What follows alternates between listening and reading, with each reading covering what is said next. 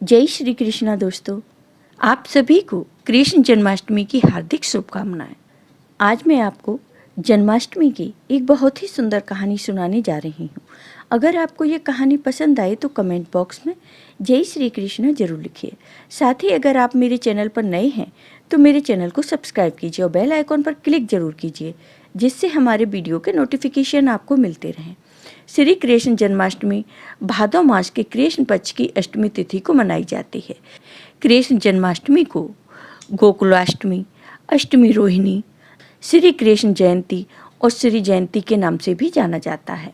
इस दिन अर्धरात्रि में अष्टमी तिथि और रोहिणी नक्षत्र के संयोग में भगवान श्री कृष्ण का जन्म हुआ था, तो उसी दिन को जन्मोत्सव के रूप में मनाया जाता है।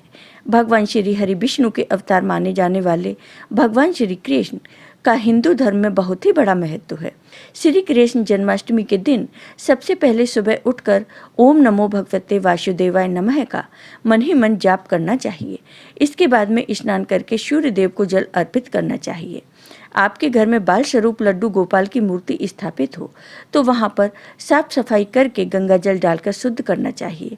इसके बाद में अशोक की पत्ती, फूल माला, सुगंध इत्यादि चीज़ों से वहां पर खूब सजाना चाहिए और साथ ही इस जगह छोटे छोटे खिलौने भी रखने चाहिए और पालना भी लगाना चाहिए। प्रसन्न मन के साथ भगवान विष्णु का कीर्तन करें और व्रत रखें। संभव हो तो निराहार अथवा फल आहार व्रत रखें और फिर शाम के समय भजन कीर्तन करें, पूजन करें। और अर्धरात्रि को जब भगवान श्री कृष्ण का जन्म होता है तो सबसे पहले थाली बजाएं। उसके बाद में कृष्ण भगवान को पंचामृत से स्नान कराएं। प्रभु को पकवान, माखन, मिश्री आदि चीज़ों का भोग लगाना चाहिए। साथ में तुलसी दल भी अवश्य अर्पित करें। अपने परिवार की सुख शांति की मंगल कामना करें और फिर उस प्रसाद को घर के लोगों में, आस पड़ोस में बांट देना चाहिए। मान्यता है कि जन्माष्टमी पर श्री कृष्ण के बाल स्वरूप की पूजा करने से हर दुख, दोष और दरिद्रता दूर हो जाती है और भगवान कृष्ण के आशीर्वाद से घर में सुख समृद्धि का आगमन होता है। अब सुनिए ये कहानी। वृंदावन के एक छोटे सी गांव में एक पति पत्नी रहते थे। वे दोनों ही देख नहीं सकते थे, अंधे थे। उनका नाम पारो और रामदास था। दोनों पति पत्नी मंदिर के बाहर बैठकर भिक्षा मांगते थे और इसी तरह अपना जीवन यापन करते थे। दोनों पति पत्नी भगवान श्री कृष्ण के भक्त थे और दोनों दिन रात श्री कृष्ण की भक्ति किया करते थे। जो भी प्रसाद मंदिर में मिलता था सबसे पहले उसे भोजन में मिलाकर भगवान कृष्ण को भोग लगाते।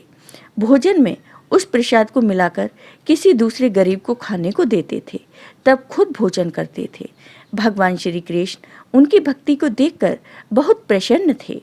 भगवान कृष्ण की कृपा से वो दोनों पति पत्नी कभी भी भूखे पेट नहीं सोए। पारो गर्भवती थी। कुछ समय बाद जन्माष्टमी का त्योहार आया। चारों ओर कृष्ण जन्माष्टमी की धूम मची थी। गोकुल, वृंदावन, बरसाना इन क्षेत्रों में श्री कृष्ण जन्मोत्सव की विशेष छटा देखने को मिलती है। जब चारों ओर कृष्ण जन्माष्टमी की धूम मची थी, उसी दिन पारो ने एक पुत्र को जन्म दिया। वो दोनों पति पत्नी बहुत खुश थे कि उनके पुत्र का जन्म जन्माष्टमी के दिन हुआ था। उनके मन में ये था कि उनके पुत्र के रूप में साक्षात भगवान श्री कृष्ण ने उनके घर में जन्म ले लिया है। पति पत्नी ने उस बालक का नाम चंदन रखा और खूब लाड़ प्यार से उसका पालन पोषण करने लगे। धीरे धीरे समय बीतने लगा। चंदन थोड़ा बड़ा हो गया और वह भी अपने माता पिता की तरह कृष्ण भक्त बन गया। चंदन दिन रात भगवान श्री कृष्ण की पूजा आराधना करता। चंदन जब कभी बीमार पड़ता या भटकते हुए कहीं दूर चला जाता तो एक गाय चराने वाला व्यक्ति उसकी मदद करता। उस व्यक्ति का नाम मदन था। चंदन ने पूछा, आप कौन हो? तो उसने बताया, मैं पड़ोस के गांव में रहता हूँ। चंदन के परिवार को जब भी कोई परेशानी आती तो मदन सदैव रखवाला बनकर वहाँ खड़ा रहता और इस परिवार की आंख बना रहता। धीरे धीरे समय बीता तो चंदन बड़ा हो गया। एक बार चंदन मदन से मिलने पड़ोस के गांव गया। उसने पूरे गांव में मदन को ढूंढा पर मदन उसे कहीं नहीं मिला। चंदन ने जब गांव वालों से पूछा तो उन्होंने बताया इस गांव में मदन नाम का कोई भी व्यक्ति नहीं है। चंदन को बहुत हैरानी हुई।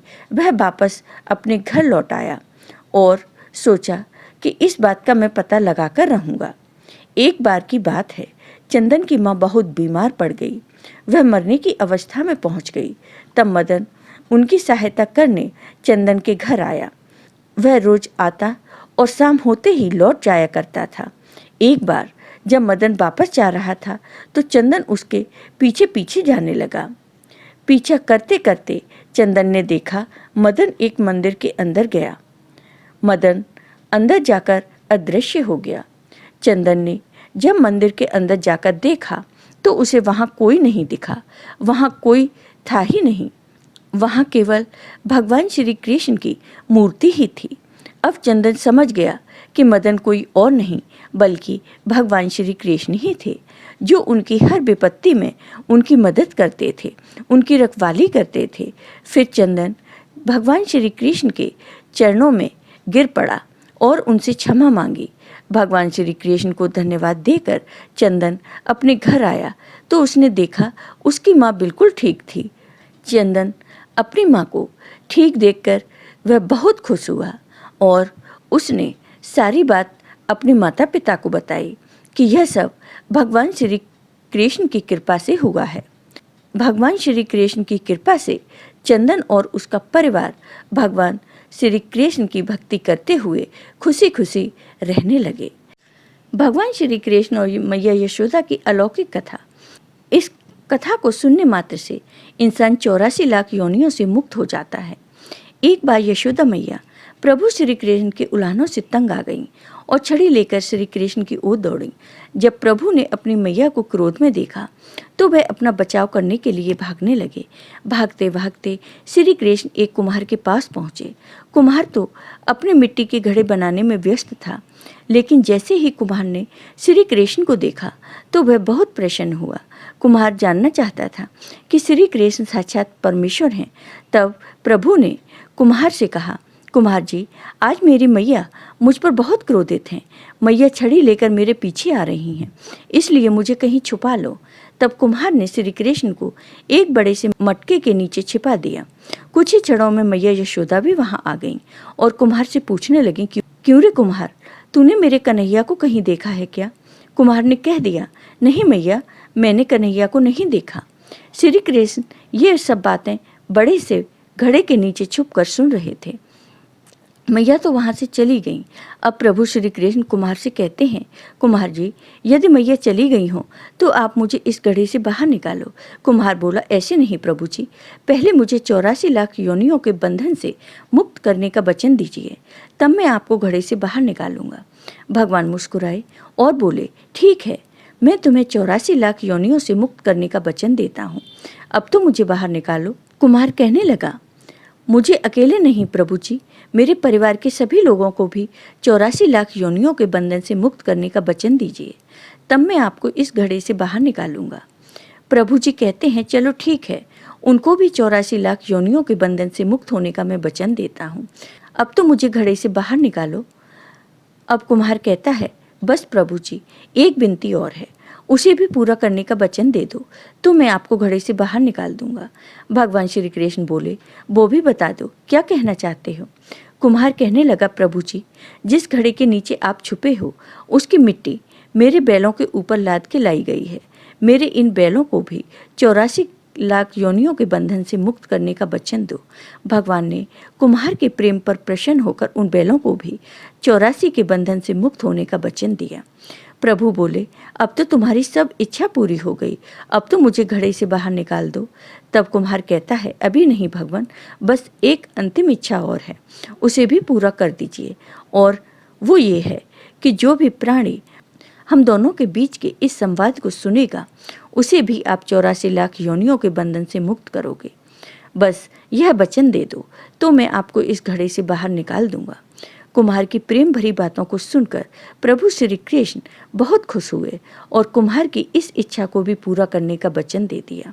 फिर कुम्हार ने बाल श्री कृष्ण को घड़े से बाहर निकाल दिया और उनके चरणों में साष्टांग प्रणाम किया। प्रभु जी के चरण धोए और चरणामृत पिया। अपनी पूरी झोंपड़ी में चरणामृत का छिड़काव किया और प्रभु जी के गले लगकर इतना रोए कि प्रभु में ही विलीन हो गए। जरा सोचकर देखिए, जो बाल श्री कृष्ण 7 कोस लंबे चौड़े गोवर्धन पर्वत को अपनी कनिष्ठ उंगली पर उठा सकते हैं, तो क्या वो एक घड़ा नहीं उठा सकते थे? लेकिन बिना प्रेम रीछे नहीं नटवर नंद किशोर। कोई कितने भी यज्ञ करे, अनुष्ठान करे, कितना भी दान करे, चाहे कितनी भी भक्ति करे, लेकिन जब तक मन में प्राणी मात्र के लिए प्रेम नहीं होगा, प्रभु श्री कृष्ण मिल नहीं सकते। जय हो भगवान श्री कृष्ण की। आपको ये वीडियो पसंद आया हो तो कमेंट बॉक्स में कमेंट करके ज़रूर बताइए। साथ ही मेरे वीडियो को ज़्यादा से ज़्यादा शेयर करिए। धन्यवाद दोस्तों।